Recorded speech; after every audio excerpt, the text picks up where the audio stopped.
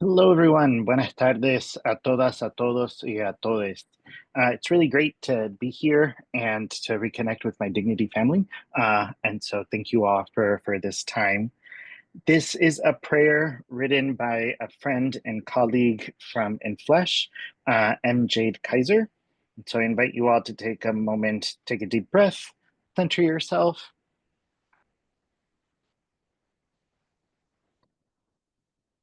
Praise be to the creator of queer and trans wonders, of bodies made perfect through self-love, of love that is expansive, of the holiness of strange, of lines blurred and certainty troubled, of the particular beauty birthed from determination to be, of becoming, of multifaceted, of community and knowing the joy and the struggles, of generations of proudly weird, of solidarity, of tenderness, of together, of ever unfolding ways of being, of families made in endless variations, of will not hide, of surviving enforced hiddenness, of unafraid, of trembling but persisting, of sacred connection in flesh and heart and sharing resources, in being with and for one another.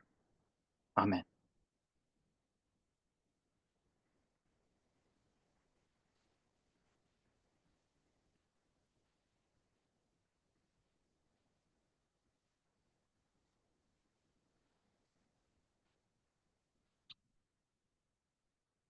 So I don't have a particular Sunday reading for today. It is mostly reflection on Lent as a whole and this season, and so breaking with a little tradition, but there we are. We're part of Dignity that breaks with tradition, and so here is my reflection on Lent. Easter, Friday, Thursday, Saturday, Sunday, stone moved, empty tomb, Mary Magdalene's fears, Simon Peter out of breath, confusion, no body, yet belief and hope. I struggle with the passion narratives and the hyper focus on the cross. It was and is a symbol of violence, punishment, and fear used to coerce subjugated people. Yes, through the eyes and experience of faith, the cross became a symbol of sacrificial redemptive love. Yet the narrative is still violent. Why do we continue to lift up as the symbol of our faith and put so much focus on sin, blood, pain, and trauma?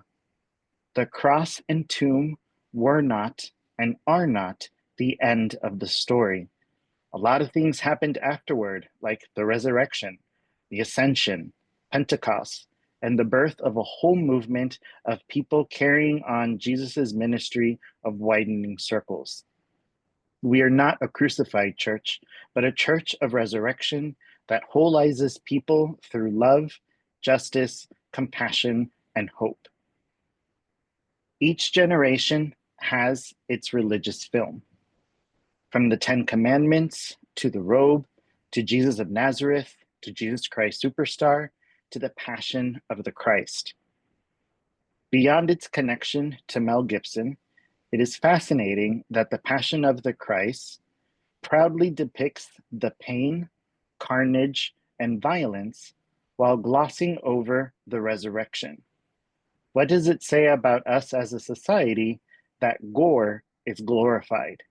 Why do we privilege hardship and suffering over liberation and wholeness? Over the last few years, at various demonstrations, rallies, and uprisings throughout the US and around the world, signs such as the future is Black, the future is Indigenous, the future is feminist, the future is queer, have served as prophetic reminders of the beloved community we seek to co-create.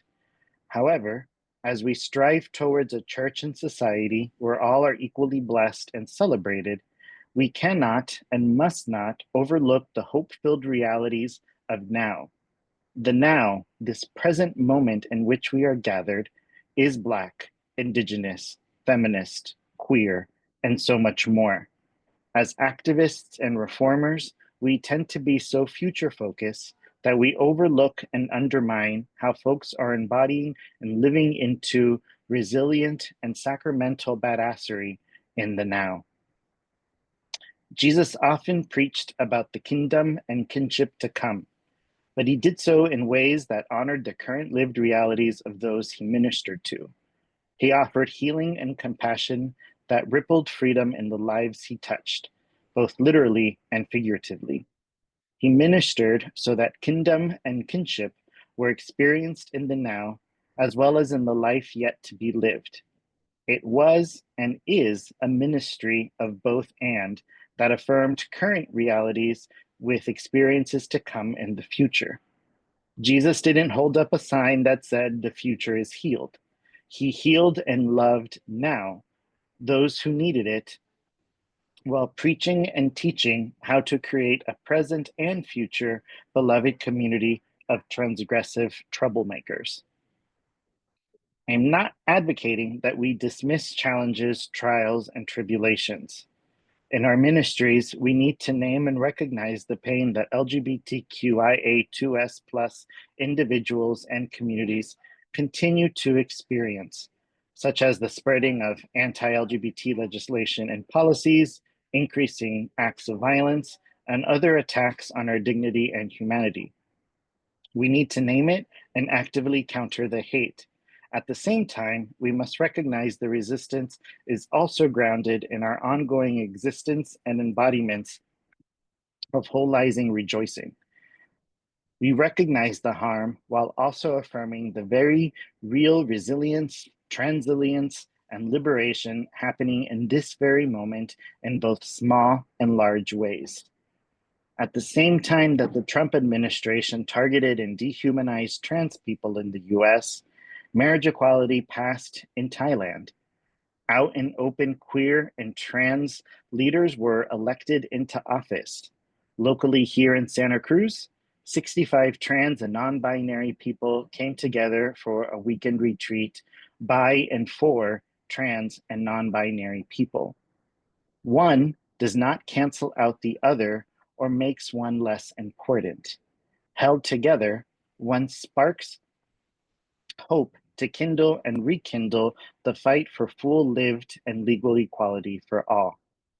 The Lenten and Easter narratives are both and experience that invites, nudges, and challenges us to hold both the pain of the cross and the hope of the resurrection together. Like Jesus's resurrected body, the scars are still present, but have been redefined by hope-filled wholeness. As we honor the Passion, may we remember and remember the whole narrative, not just as an experience that was or will be, but also an experience that is happening in this moment. The future is not just Easter. The future is queer, feminist, intersectional, Black, brown, Indigenous, and so on, but so is this moment because we are here now. May we rejoice and be glad in our liberation that is happening, as hard as it is, for we know the story has not ended, but continues to happen. Amen.